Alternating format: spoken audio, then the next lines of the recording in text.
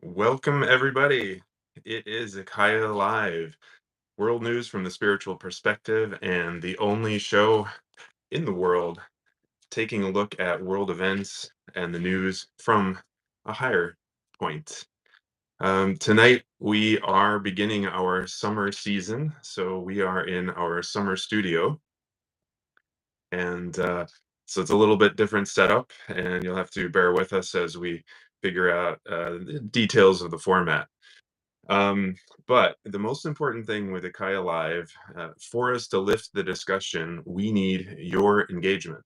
So we need you to, yeah, really go deep, ask yourself the important questions, and then ask us the important questions around tonight's topic. And tonight's topic is a very controversial, very emotional, very deep sort of controversy and debate all over the world.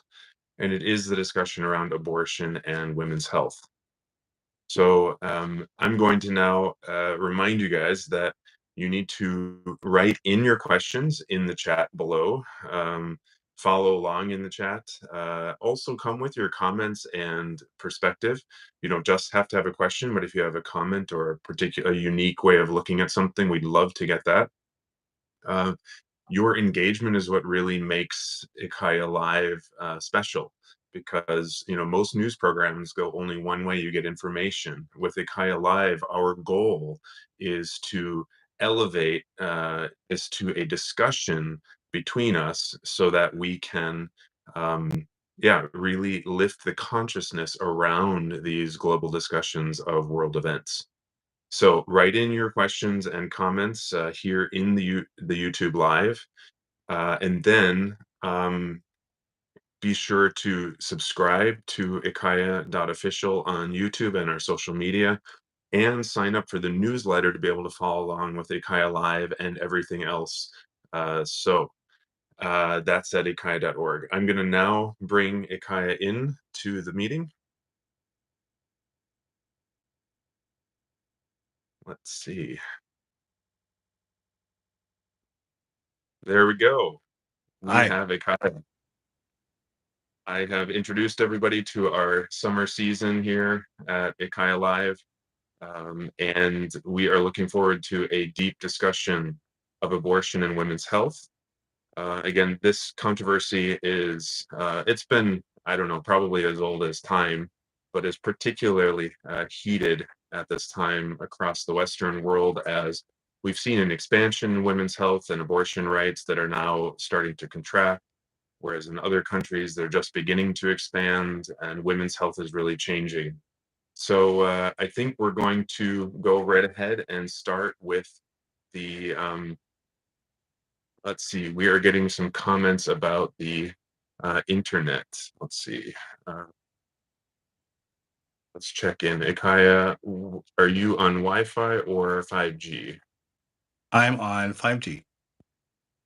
You're on 5G. Do you want to switch to Sure. Wi-Fi? I do that right now. Okay, we'll try that. Send us any comments if the connection is failing. This is our first time doing this, so we will do our best to navigate. And we'll get started by Ikaya. Um, First of all, the discussion around abortion is extremely heated and emotional and all of that. Maybe the most sort of basic question a lot of people ask is abortion right? Is it ethically right? Spiritually right? So Yeah. let's start. I think it's interesting that when abortion became a thing, right? Very few people had any rights whatsoever. I think it's healthy for anyone to go back and revisit our conclusions and our value systems and what we actually think about stuff. And when it comes to abortion, when we go back a few decades, women didn't have all the rights. LGBTQ did not have rights. Trans did not have rights. People of different ethnicities were treated differently. We treated animals terribly. We still do, but we're giving like we're understanding that everybody matters and everybody has rights. And then it's natural to also go and revisit, what about fetuses? Right. So I think the discussion is really healthy. And I think it's necessary, but just see that as we as a civilization are gaining more, not only rights, but understanding. It is logical that we also go back and revisit abortion. It's like, okay, what are we doing and why are we doing it? And is this actually ethically sound? Now, whether or not you think it's okay depends on what you think and your belief systems and value systems and all that. This is why we come to so many different conclusions. My job is to offer more of the spiritual perspective. Um, but when we look at it biologically, there's absolutely no doubt that life begins at conception, right? Biologically, it's a life form, comes into being, and that has the potential of becoming a person. And one cannot say that, yeah, because it's 5 cells or a billion cells, it's still very much the same life form. And I've sometimes jokingly said that if we were to use awareness and sentience as a measuring stick, many adult humans would have problems because a lot of humans walk around, I would say, more as the potential of becoming a person than actually being one. So you could say the same thing about fetuses. So it is a very complex issue, but biologically, you cannot draw a line and say, this is not, a living being, and now it is.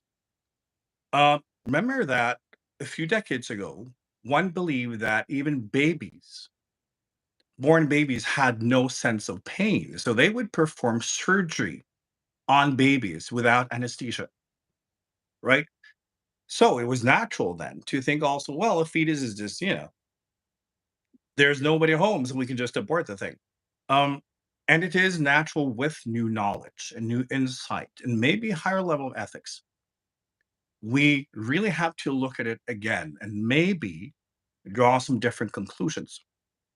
And maybe we draw the line differently because, of course, a part of it is that some places in the world, it has gone too far where you're able and allowed to abort babies, basically. Like they're at a state where if they were not aborted and they were taken out of the womb, they would be able to survive on their own. And that's plain murder. So it needs some adjustments.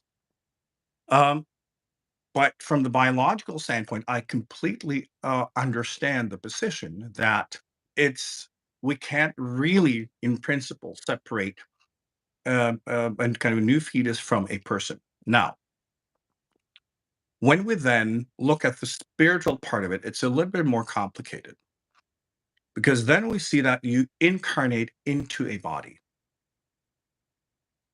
and it's not who you are, it's a life form that you incarnate into. So it means that also before entering a lifetime, you know exactly what's going to happen. And if that lifetime is 2 weeks or 90 years, you know. And that is basically what you want. That's what you sign up for. Compare this to books.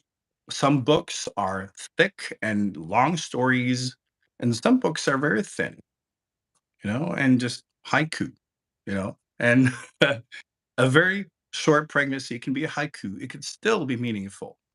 And often when we have very short kind of connections and exchanges, is because that's what's needed. Because we need to understand that often when we choose a lifetime, it's often a little bit like reverse engineering, that we can see what is going to play out. So we know the format. We can basically see the book. We have read, the concept, and we know what's going to happen and how long it is. So we choose the expression that is the correct one, to what we need in our own karmic journey. So there is therefore spiritually no problem with anything ever, because whatever ends up happening, that's what's needed spiritually. So you can't say that abortion is wrong or right or anything. It's just a fact. And when you connect to a fetus and it's going to be aborted, you already know that. And that's why you connect with that fetus. And often there's also residue karma involved, which means with the mother or and the father, and maybe other people involved, there is a spiritual connection that's just, just a little bit left. It's been worked out, you've incarnated together before, but maybe there's a certain exchange that's needed. So you just have a short, brief connection. It doesn't mean that it's not meaningful. You can walk past someone in the street and share a moment, and that can be very meaningful. You can have a deep connection. It's not the length, right? But it's important to understand that what ends up happening, that is the journey. It's from there to there, and that's what you signed up for. So it's important also as a spiritual student, if you've had an abortion or applying one, that's perfectly fine from a spiritual perspective. Um, but it's also relating to the fact that the horizontal life form is being killed. And humans kill a lot all the time. Uh, when you look at how many life forms or beings humans kill every day, and you include fish, birds, cows, pigs, whatever it is, it's more than 3 billion per day. Killing is also part of life, right? And we used to think that, uh, humans were special. This is also one of the things we need to revisit as a civilization is, is life valuable, right? And it used to be so that only certain people were valuable. And then you had kind of, lower level people are not as valuable. And some people had no value whatsoever. It's changing. We're starting to understand that everyone has inherent value and everyone's equally important. It takes time.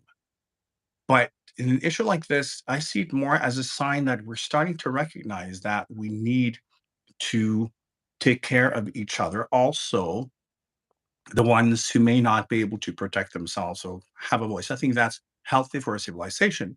Now, when that happens, then souls sign up for that or they will incarnate somewhere else. Understand? So, as soul, you have the freedom to incarnate wherever, uh, based on what you want to study and what you need. So, it's not like you're locked to something and then that changes and now basically you're affected by it. It just, life will give you unlimited variation based on all life forms and cultures and dimensions and planets and whatnot. And you go to whatever expression is the perfect rendering of your exact point of spiritual evolution.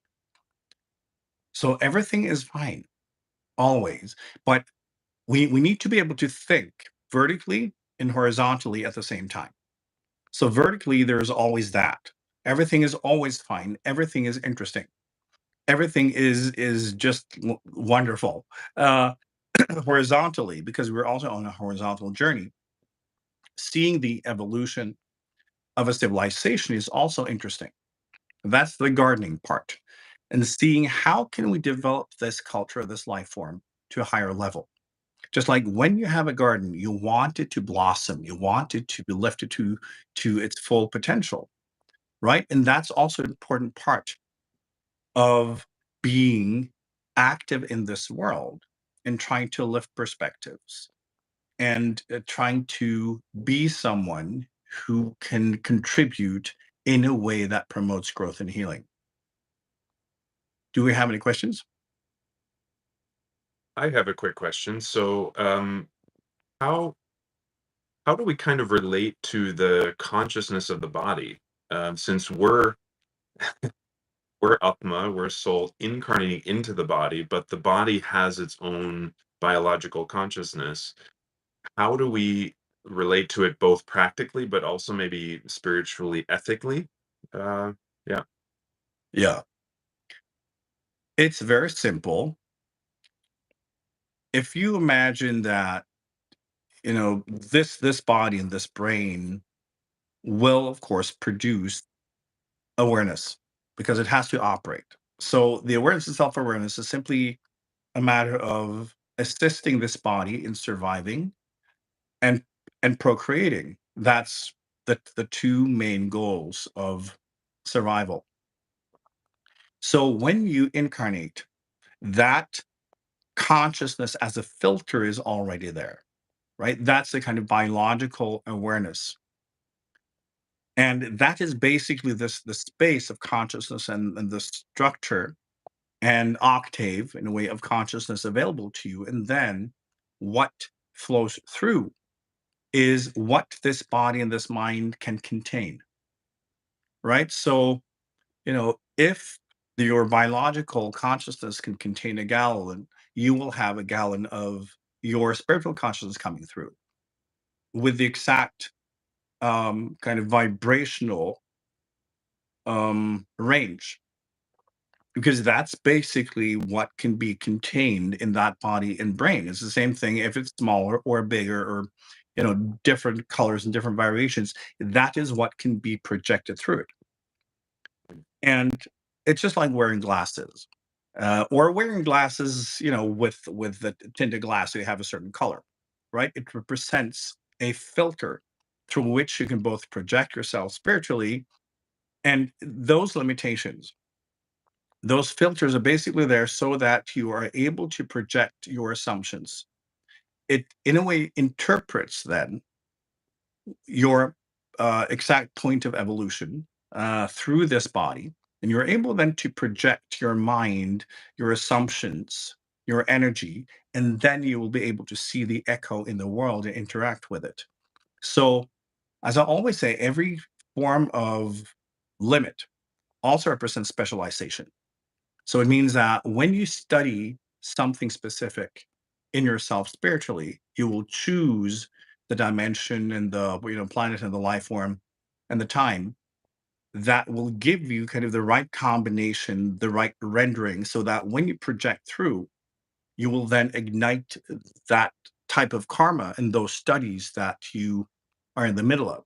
So you can basically filter away everything else, right? So for humans operate in a very specific spectrum. Everything else is just filtered out. And that means when you incarnate as a human, what is within that range, that's what you want to study, right? So it's specialization. And even when we look at the life form and say, oh, that's pretty primitive, well, it means that that's where you are at in your specific study. So we can relate to both kind of levels of consciousness at the same time. There is the horizontal consciousness, which is the biological one, which enables you to kind of be here and be a human. And then there is you, the spiritual consciousness incarnated into it and projecting yourself through it. When you look at it from the outside, when you look at a person, then you have the biological consciousness and the spiritual one being projected through it. So it will look like the same thing, right? It will be the same, it will be one person.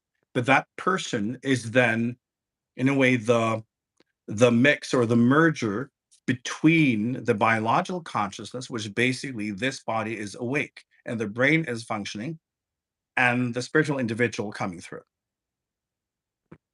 So abortion is uh, it's such a an emotional and for many painful discussion, and I wonder, how do we best understand from a spiritual perspective the sort of like parallel movements of in the West, we're almost seeing now a contraction of abortion rights, and the discussion is getting very cramped in a way, like, yeah, and restricting, while other countries that have had very, what we in the West would call draconian abortion laws of complete bans or whatever, are exploring relaxing them. And it's like, Yeah. yeah, how do we understand that?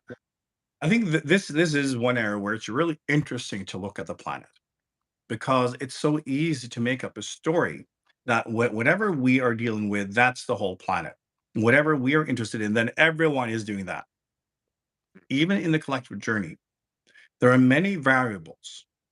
And if you're able to think of just like in yourself, you can recognize that some things you're really good at, some things you suck at. In some areas of yourself, you can be very mature, right? And in some areas, very childish because you're in many different lines of evolution at the same time, right? And so whenever you're dealing with um, any type of issue in your own life, it's basically how far you've come in your own spiritual evolution that will determine your level of maturity, your skills, your expertise, all of that. So you will basically, be hopping and moving between different levels of evolution consciousness in yourself on a daily basis.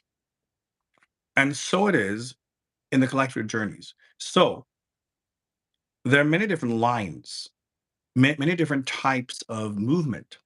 But what we can also see in our personal journeys, but also the collective ones, is that, two-step forward, one-step back. First, we have an expansion, and then we expand to the point where we feel it's too much, right? And it overgrows because we're losing control, we're losing attention. Then we'll have this contraction. We will move backwards. And it's not really moving backwards, it's consolidation. It's weeding, it's figuring out, okay, this is too much. What is actually important here? What sticks? What have I learned? What can I now define as my floor? And then some things you say, this is too much. I can't deal with that. This I can. So you kind of build a new floor. And when that happens, you basically become more conservative. And then when the new floor is there, then you will expand once again. So it's a completely natural movement. But what we can see is really interesting because at the same time, for instance, as we may have more restricted abortion rights, at the same time, for instance, trans issues, they're expanding. And it's because when it comes to abortion, it's come to the point where maybe it needs, one step back, and we need to look at what do we stand for? What are our thoughts really? So then we will be pulling back and restricting a little bit. Mm, But the trans issues, that's on the move. So that's expanding, right? So it is with many different forms of understandings and experimentations in this organism that is our collective being and society. It's not one movement, it's not one wave. There are multiple waves at the same time. And also, as you mentioned, when it comes to the abortion issue, different countries might be in different cycles, might be in different stages of their understanding. mm. And that dictates kind of where they are. Are they still expanding? Are they peaking? Are they going backwards? Are they building a new floor? All of that, which means that it's not a cohesive kind of like, homogenic like movement. It's all these different movements and waves going on at the same time. So So to understand it, we need to step back and look at the longer lines of history because then we can see the waves coming and going, coming and going, coming and going, but it always moves in one direction. can I cut in? Because Mhm. some on YouTube, she has a related question because much of the sort of progress in the abortion discussion has been due to an increasing secularity in the West, while a lot of other nations in the world are highly religious. And so asks, how do we relate to religiosity in this discussion of abortion? For example, so a lot of religions would say even when the woman is raped or it's a case of incest, that the life of the fetus is more important. So how can we uh, from that perspective? I think it's an interesting question philosophically and ethically because one can, even as a secular person, an atheist, look at this and say, okay, if we accept that this person begins his life at conception, if we accept that as a fact, that individual has rights. Why should he be killed because of something that happened to his mother? right? And it's those type of discussion that I think are so interesting and valuable for us to have because we understand more now. We should not be afraid of difficult and complex discussions. It's not about losing rights, it's about becoming more intelligent, more empathetic, more understanding. Because could it be that we have emphasized the right of the mother and pretended that this is not a living being for political reasons? So we don't need to be religious to relate to the fetus as a living being. You can look at it from a purely ethical point of view if you also accept science. So I just find it so wonderful when we can go into these different positions and explore them because it means that over time humans will make better decisions. Um, but of course, part of the religious way of thinking is often, as we know, suppressing women, right? And seeing them as baby machines because that's what God wanted them to be. So it can be part of that too, right? So then it does not come from the understanding that the fetus should also have rights because that is something that actually comes from the more secular approach of human rights. If we want to include everyone, we have to reassess everybody's rights. This is why, for instance, as we talk about more rights for different cultures, ethnicities, we also look at white, um, um, what do you call again? White privilege? Yes, white privilege. I'm not used to privilege, so that's why. But anyway, uh, it's that. And, sitting behind kind of the mixing table and then trying to make a better mix, which means, yeah, someone may have a little bit too much attention or whatever it is, if it means that others are being discriminated against and just trying to just find a better balance. It doesn't mean that anyone has the perfect answer, and we don't have to. Human civilization is just one big experiment, and it should be treated as such.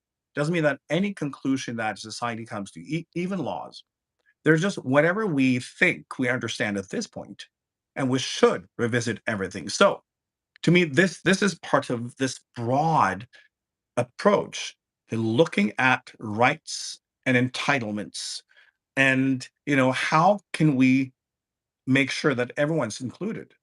Well, And and I can yeah, offer, in a way, then it would suggest that this debate needs to evolve to we have the technology now to incubate babies outside of a human woman. mhm, So if we see the right of a woman and the right of a fetus as equally important, then we should maybe look at investing a lot more resources in incubation outside of the woman in the case of, you know, when a woman doesn't, want to have a child that way or, naturally. And actually, then Martina in Germany, she brings up additionally, when you look at the sort of what she calls an increase in child abuse and child exploitation and also child poverty in the United States and other countries, how do we balance this discussion of abortion, the right of the woman versus the fetus, and then also the right of the fetus to grow into a child that has a decent life? I think that's kind of what Martina's addressing is what about the kids that we already are struggling to take care of? yes, I think again, we have to start with a spiritual perspective. We choose our journeys because they give us exactly what we need.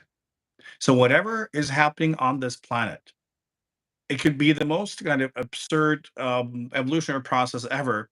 But those atmas, those souls who want to experience that, they will then incarnate. Right. So, no matter what happens from a spiritual perspective, that's completely fine. It just means that someone else will incarnate instead.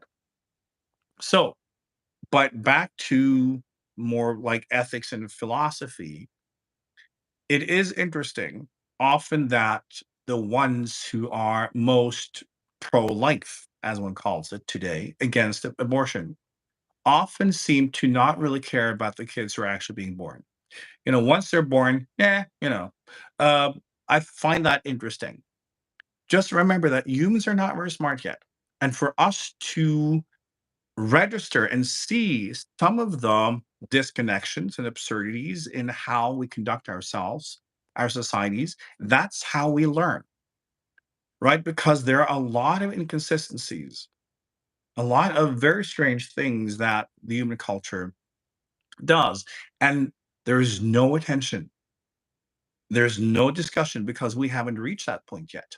Yeah, it seems very bizarre to legislate that every conceived child must be born, but not every child has the right to healthcare or education.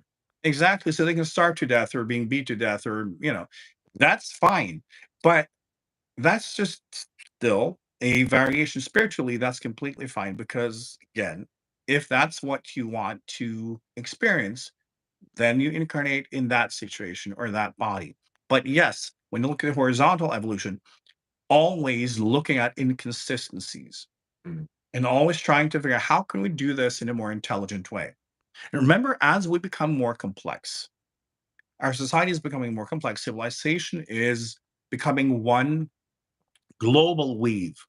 The inconsistencies will reach, absurd levels, and we have to deal with them. But that is interesting.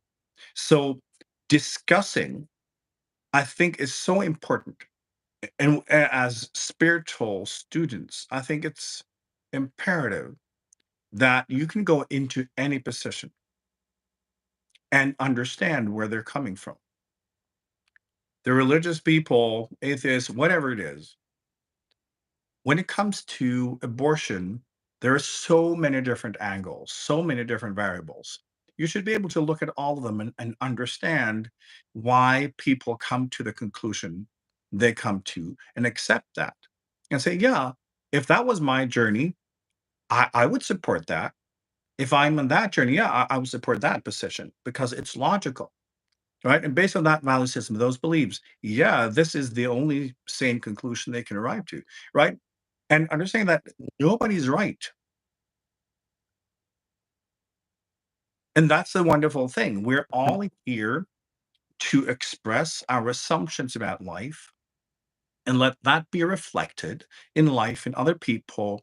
And then we'll learn how to grow, how to expand, how to become more of who we are.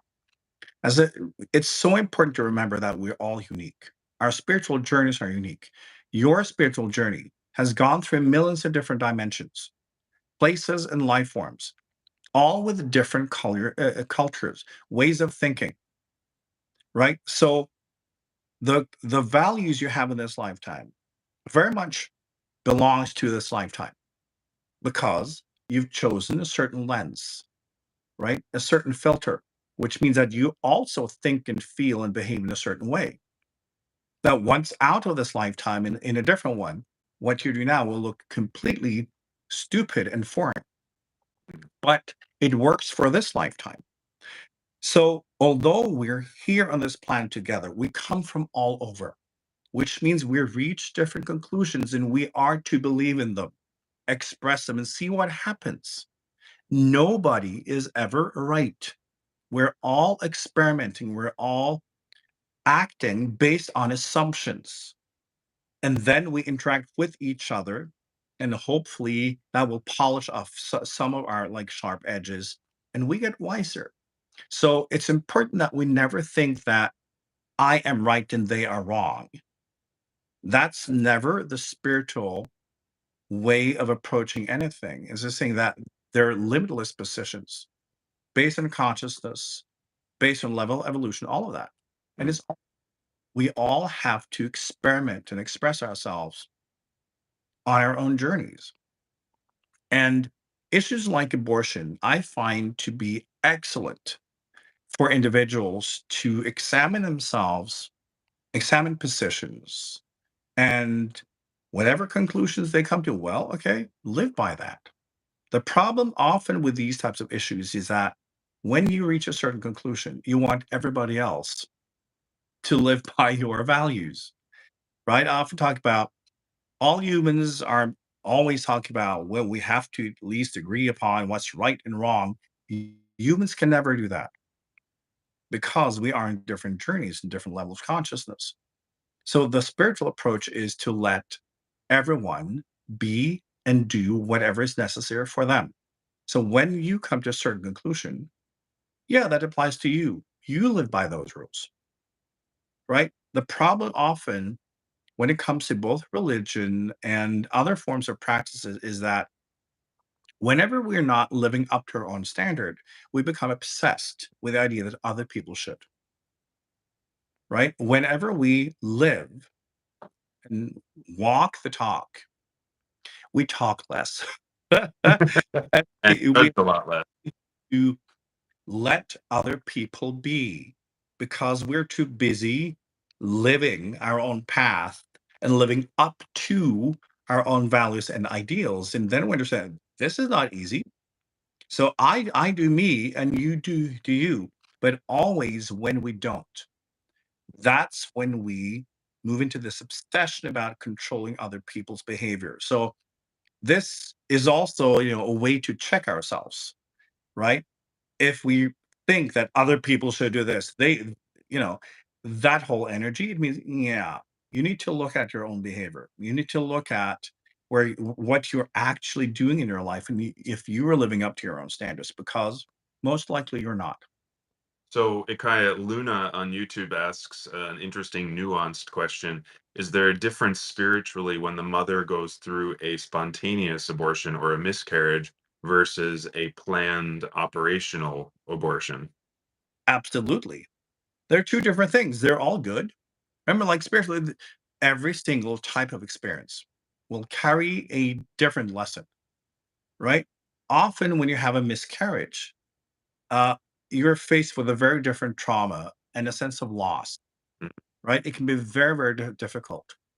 And that may be the exchange, right? It may be how you're able to come to terms with, for instance, as an example, I've seen this in several cases. This does not mean that happens in every case, but I've seen several cases where there've been a miscarriage. And I can see that the Atma, the soul involved, there was an attachment from the mother's side. Because, often when we incarnate with individuals, we can do it for a long time. And then we forget that, oh, we're studying together and we have to, go on our separate journeys. Sometimes we move into a state of attachment, also in our cycles of incarnations. And sometimes this is a way for the mother to then come to terms with, in an incarnation, to basically say goodbye to that individual because then she will go through that grief, so she can allow herself to be in that energy connected to this individual, and that individual is to incarnate somewhere else, right? So that tension between them cannot hold this individual back, so they need something to say goodbye. And when that happens, it's a physical manifestation. This is not going to be, and then the mother can then go through these emotions and let go. It becomes about her journey, so that that soul can then, be on his or her way and incarnate without that kind of attachment bond. There are many different other variations, but this is just an example of why these things can happen. Now, when you want to have a planned abortion, it's different. You'll be faced with, this is not the right time for me. You may be conflicted. Maybe it was, the result of rape or whatever. It's a very different journey. And then maybe you're confronted with your own shame and guilt and people telling you it's wrong and all these belief systems. And you have to face that and you have to be brave, right? And you have to stand your ground and make your choices and navigate through all these emotions and all these opinions, right? And then go ahead with it because you feel this is the right choice for me no matter what. And still having to deal with all of that energy, all those opinions. And, you know, um, it's just endless opportunities of variations. From a spiritual point of view, there is nothing wrong with anything ever. So IKYA Robert in Sweden asks, do you foresee that then a single man will be able to give his sperm to put it like an anonymous or a identity-less egg and be incubated outside of a woman so that, for example, a child could grow up literally with only a biological father, or opposite, that a child could grow up with only a biological mother and not that I don't know how to say it, but because it doesn't exist yet, Right. but But sperm but that is I most babies will be made from stem cells. oh, okay. One skips that whole thing, Okay. but there will be many different ways of I would say producing humans. Mm, But it's very clear that having like carrying babies and normal like the whole pregnancy thing that will not last for a lot longer historically. yeah. Stretch into the next century, but after that. Uh, So so it's a gradual thing, and of course there will be many different technologies and many different ways of looking at this. Um, but one of the arguments for it will be that there will be such a rapid decline in population because people will stop having babies. Not entirely, but it will not be enough to replace the existing population. So that will be one of the reasons politically why one decides that, because there's a lot of ethical red tape around this, right? But that will be the deciding factor. And also that, you know, uh, people don't want to be pregnant. And also because when we move into society, now we're very much in a binary phase. This is also why although there's a lot of focus on gender fluidity and all of that, many people are becoming extreme binary. And I'm sure if you follow social media, what is a man, what is a woman, and that whole thing has become ridiculously conservative in many ways. I understand it. It's part of that contraction, that fear, but we're moving forward, right? Next century, right? We will focus much more on the individual. Who are you? And then how you express yourself physically will be up to you, because just looking at individuals and on a spiritual path, you begin to connect with your uniqueness and the uniqueness in others, and we only have two choices. No, is like we will use so many different markers to express who we are, and it's like who you are as an individual and having more creative control over your projection into the world. So the whole gender thing will not be interesting a couple of hundred years from now. It will be who you are as a being, and then you can do a lot of fun stuff to express yourself. So, like humans will also change because one will have the opportunity to also modify how our body appears in many different and fun ways. So it's coming. So it means that some people will, of course, if they want to be retro, sure they can have babies the old way, but it will become more natural and normal for humans at that point that it happens outside the body, and it's also to avoid illnesses and all of that. So one can, yes, design the babies one would want to have, and one will see when this happens, it becomes the norm. Well, see, this is the only intelligent thing to do so because that can actually get better. In the process, one will learn about how to enhance intelligence, for instance, how to become empathetic, or how to be better suited to live in huge societies, because humans today are not. So there will be a lot of benefits, but we're not there yet, right? Humans will go through so many waves back and forth before we get to that point, but we're definitely going in that direction. So we have a backlog of questions toward women's health. Good.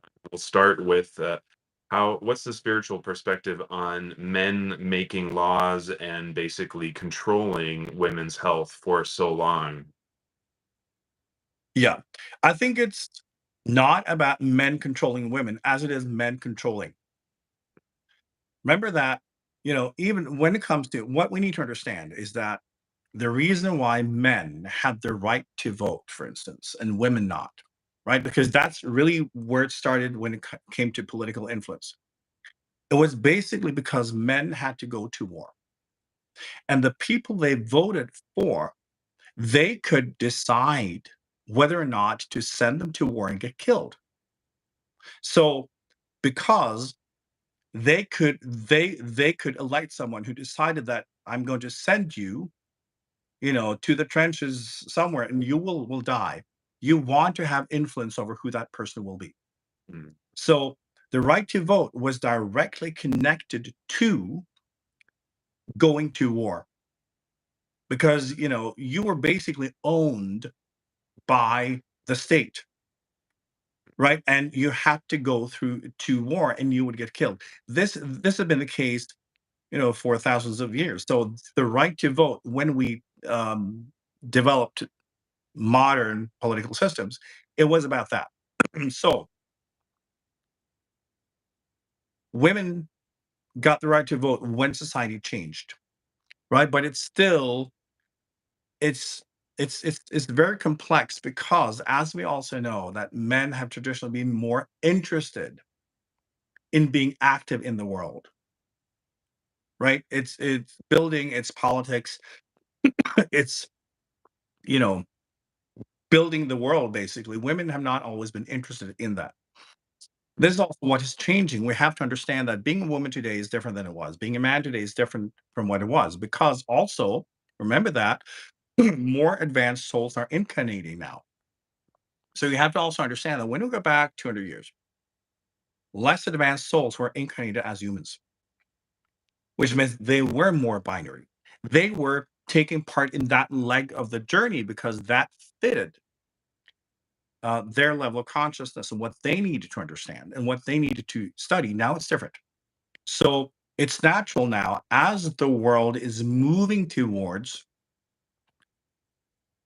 a world where we include everyone. mm.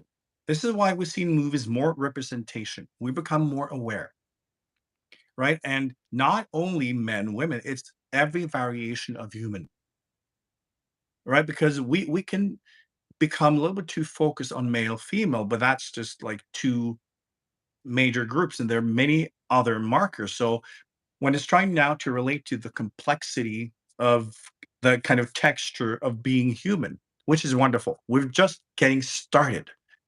So that will mean political, not only representation, but also power. So Can it is changing. Remember also one thing, that women are now dominating universities in the Western world, right? They're doing better in school. They're doing better in universities. They're building careers. They're basically on top of everything. This is changing. Women are not really suppressed anymore. When we look at the younger generation, women are already leading, right? So it's just this natural organic movement. The older generation, yes, it's still, you still see a lot of those old type males. It's a dying life form, right? I The souls incarnating now are on a different level, so it will balance itself out. Can I offer Hogne here in Norway? He offers an interesting perspective on this. That I feel this debate around abortion and women's health is intimately connected with the debate about feminism, and that the discussion is so polarized because so much of the discussion is coming from a victim consciousness bathed in dogma and ideology instead of love and spiritual growth. So I feel that control is a big component here, where certain groups are seen to have the moral high ground and that other voices are being vilified or suppressed, like there's only one politically correct opinion. Did you want to answer to that perspective? Absolutely. I think it's a wonderful perspective you're bringing into the picture. Like, one thing we need to be aware of: the times we live in now, people seek authoritarian regimes. They want authoritarian leadership. And the reason is, when we reach a level of complexity that we think is too much, we want to simplify. And who should simplify? Everybody else, right? And when we seek that type of leadership, it's in the hope that the others will be controlled and restrained. Everyone who's not me.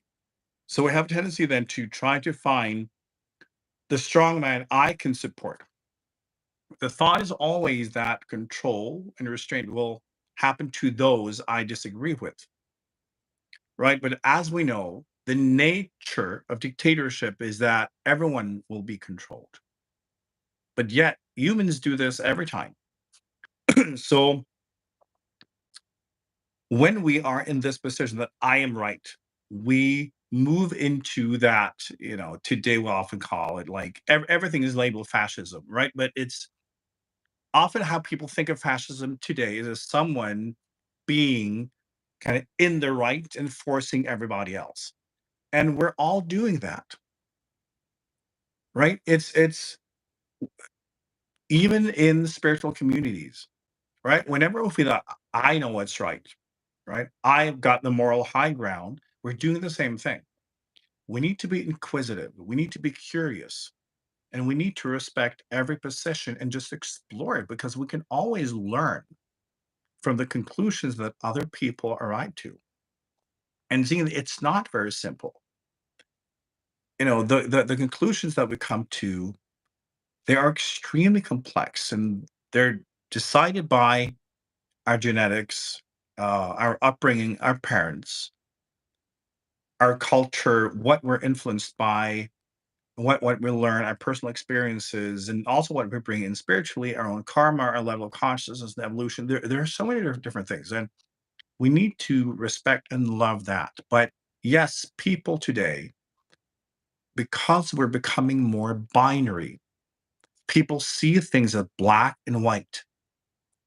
And as I have explained, the black and white way of thinking is the survival mode, because then it's life, death, friend, enemy, it's food or poison. There's nothing in between.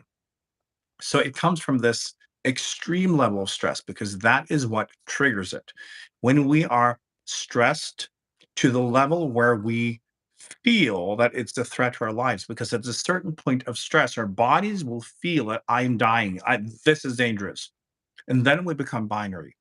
And then because the others are the problem, and I often say that, the stress today, it's difficult to point to where is the enemy. Right? In the old days, you knew the tiger is lurking around.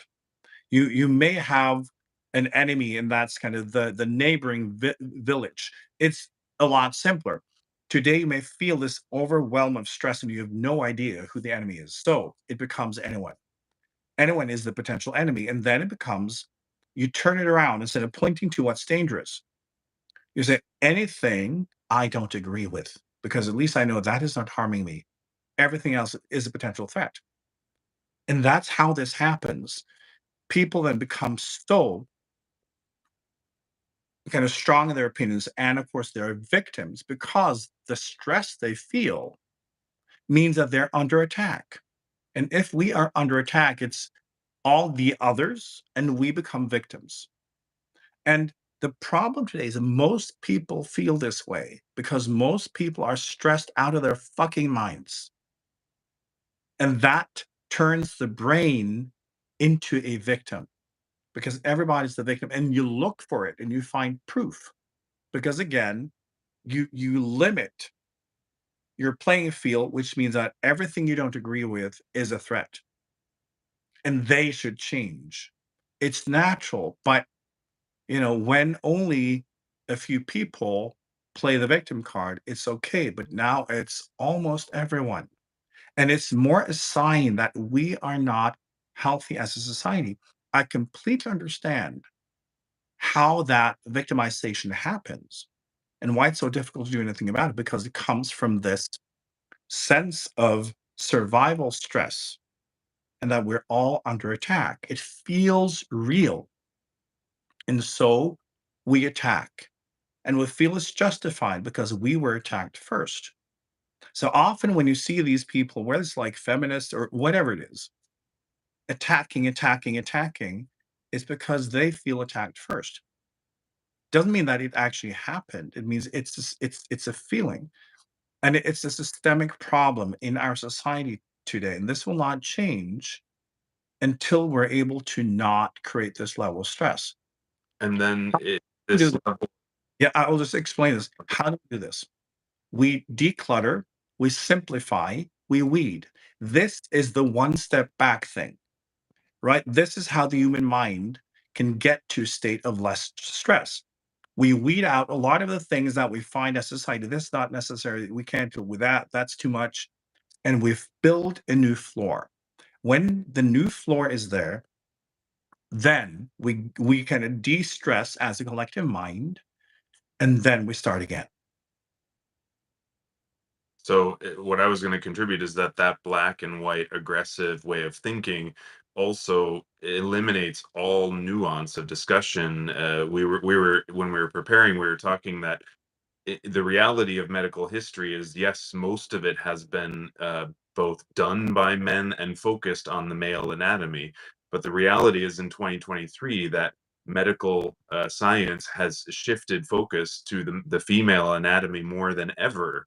And yet the debate is still very much victim focused, and that black and white, that there's no nuance that it can be getting better. Yeah. And also still have challenges or some things getting worse. It's just all bad. But it's natural because when you feel that you're under attack, all you need is one example. Yeah. And it's that you can't see anything else because when it's basically think that you live in a village and you're under attack for real.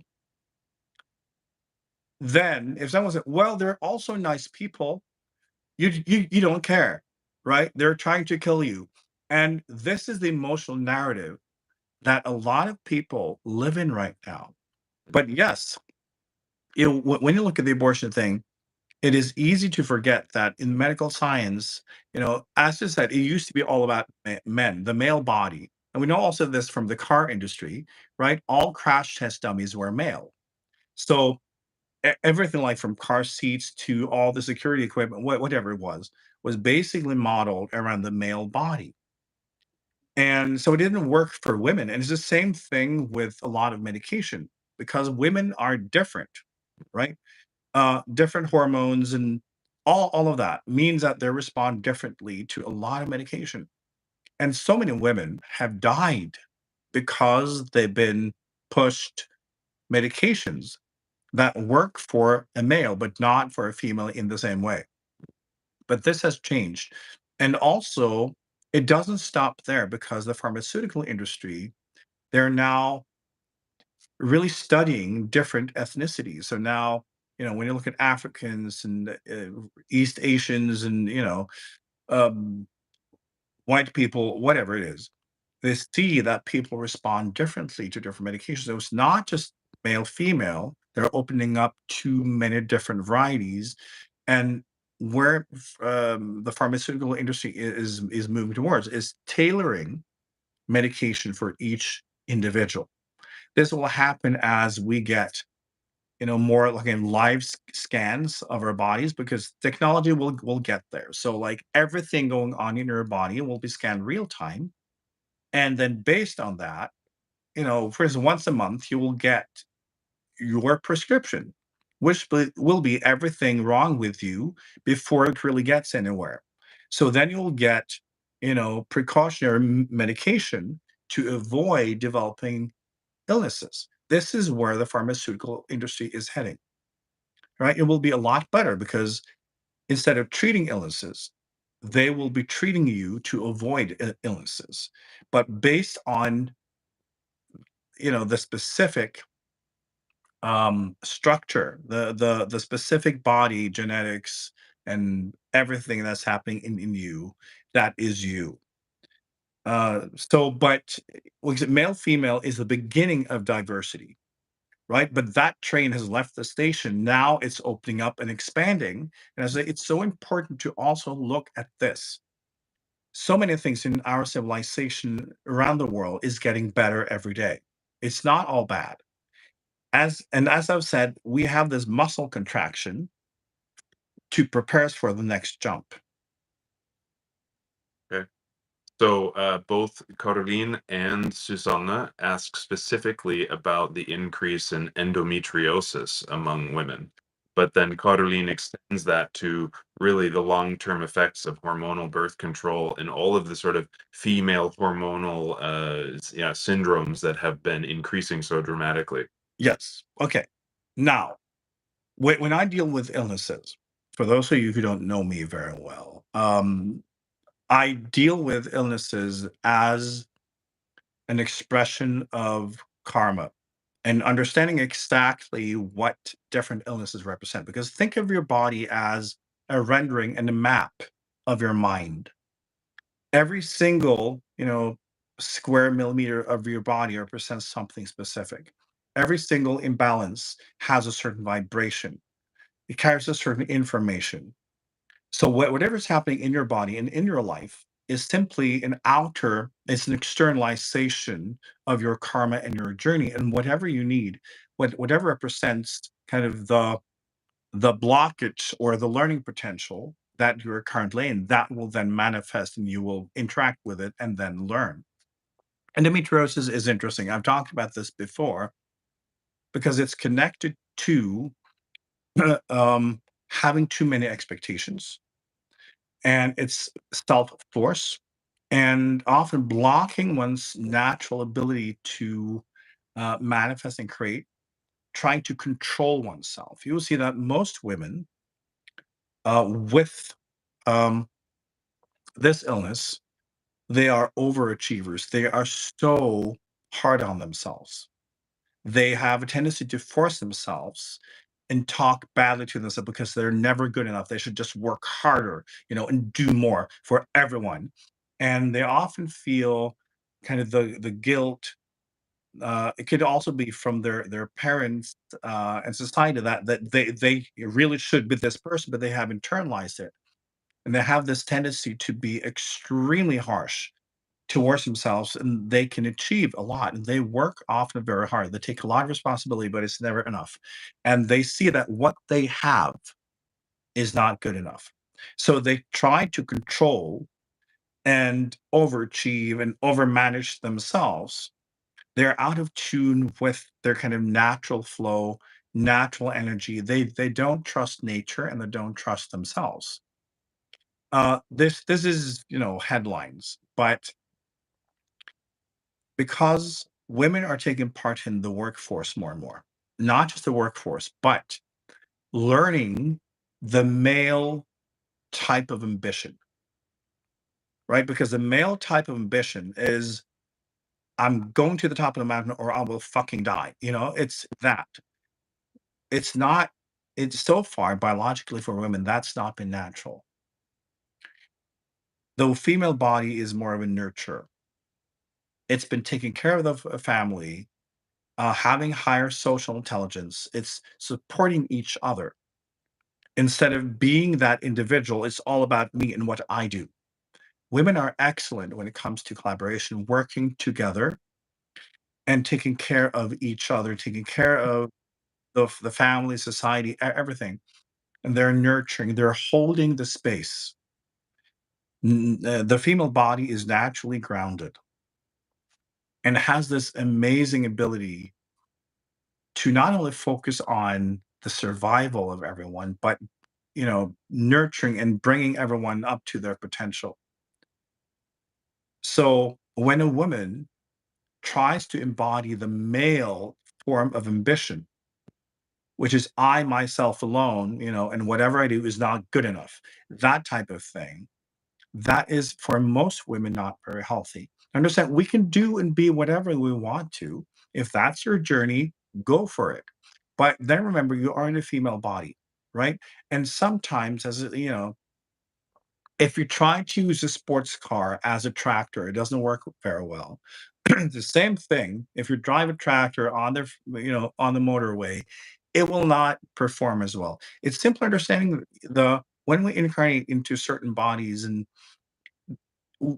we have to adjust to it and to make the most out of it. But this conflict may be then exactly what they need, what they study, that they have this enormous ambition and that they want to study, okay, how can I include the female energy? How can I actually understand ambition and productivity, but learn to do it in the female way, right? Maybe they already have had lifetimes where they've studied this male form of ambition, And now they need to also include the nurturing element. They need to trust nature. They need to learn that nature as an organism works. It's not just about you, it's about the connection to others. It's how to work together and lift each other. So, for many of these women, yeah, maybe they're used to not caring about their body at all. And then they have a body who says, no, no, I'm not doing this. You can't force me. So the body will then show resistance to that way of approaching one's journey. This is what is fascinating and wonderful about illnesses. They create renderings that show our own resistance, and we have to deal with it because it's our own bodies. So the healing potential here is for a woman with endometriosis to study the female flow, the female way, and understand that's not a weak way. The female way has always been the strongest because the female body and the female culture has always been holding the planet. Men can run around and do stuff in it, but women have always, in their energy, been holding space, holding the planet, holding life, holding all others, and nurturing and bringing things and individuals and groups to their full potential. So it's for those women to learn the potential of the female flow and the female way and integrate that into their ambition, their understanding, right? So that is just one of the many potentials of that particular illness. But this is also why there's an increase. So, Ikaya, the students online are pretty much tapped out, except for one last question of how does love fit into the picture in this discussion of the balance between men and women, women and the fetus, moms and dads, and individual journeys, and all of that. Maybe this is a natural conclusion question for you. Love plays into everything all the time. Remember that wherever we incarnate, in what way, it's always to release more love. Love is the conclusion, it's the essence, and it's how we understand who and what we are.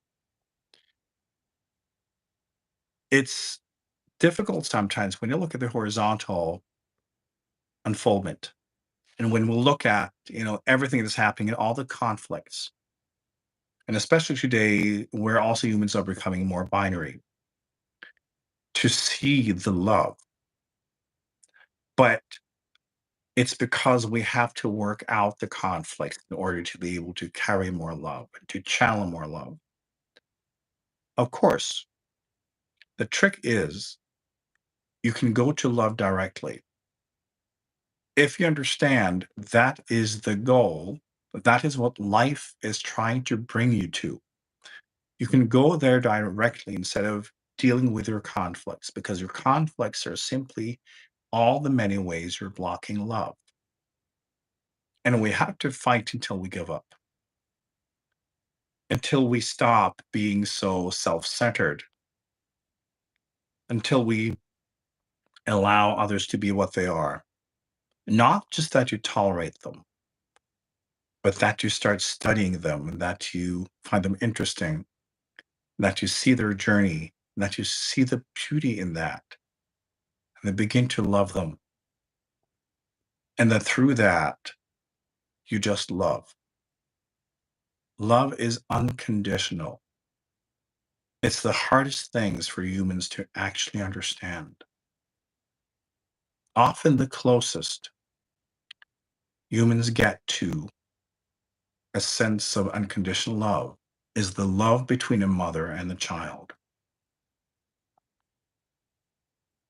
And this is also why the issue of abortion can be so difficult. But remember, we are always together. Ultimately, we're one being. No matter what we go through, what forms, what journeys, it's all for the same. It's all to assist each other to love more, to expand, and to become the spiritual truth that we are. And that happens by also bringing us, ourselves, and others into areas of conflict, of different positions, because we have to go through absolutely everything, every possible form of pain, every possible form of conflict until we stop. Whenever we resolve a conflict, there's just a little bit more love. And hopefully, even through this lifetime, as you've gotten older, you are wiser. And when you are in a state of wisdom, you also love. Everything is about love. That means sometimes the most loving thing you can do is to have an abortion.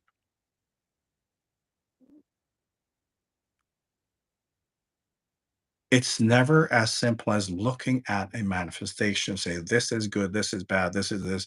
It's all about the intention and what it is an expression for. So when it comes to all our conclusions and positions, we can filter it through one thing, and that's love.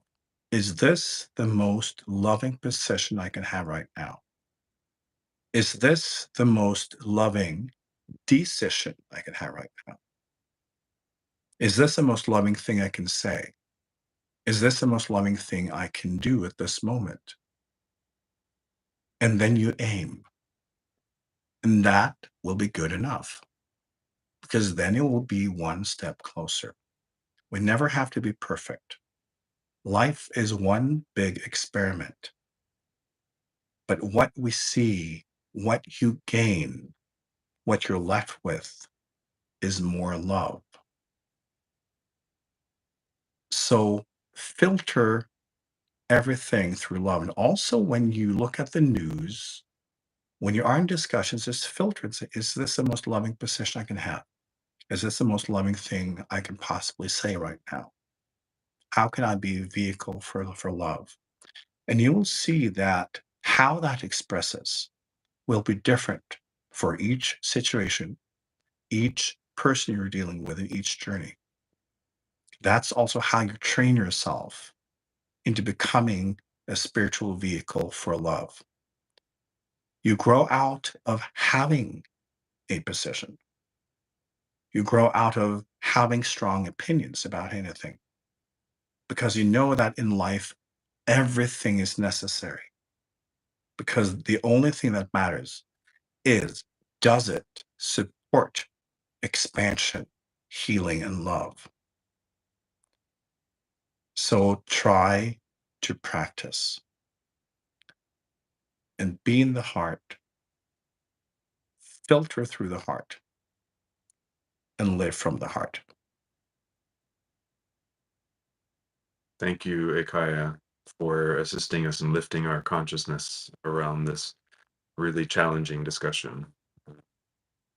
And again, this is IKYA Live, and this is what we do. The whole purpose of IKYA Live is to provide a platform for discussion of world events and the news that lifts our consciousness and looks at the world from the spiritual perspective.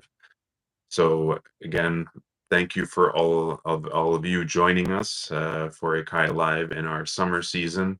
We will be next week also from the summer studio, and then we'll be alternating back to IKYA Center the following week, and so on throughout the summer.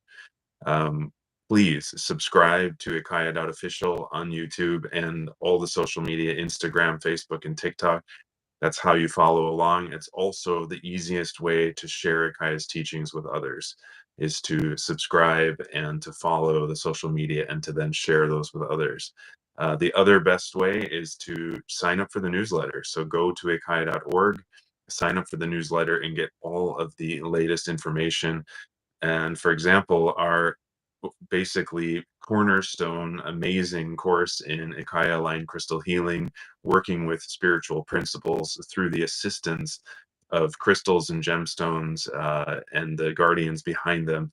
It's a one of a kind course on the planet. There's nothing else like it, and the new collection starts in June on the 21st. So go to ikaya.org to learn more about that as well.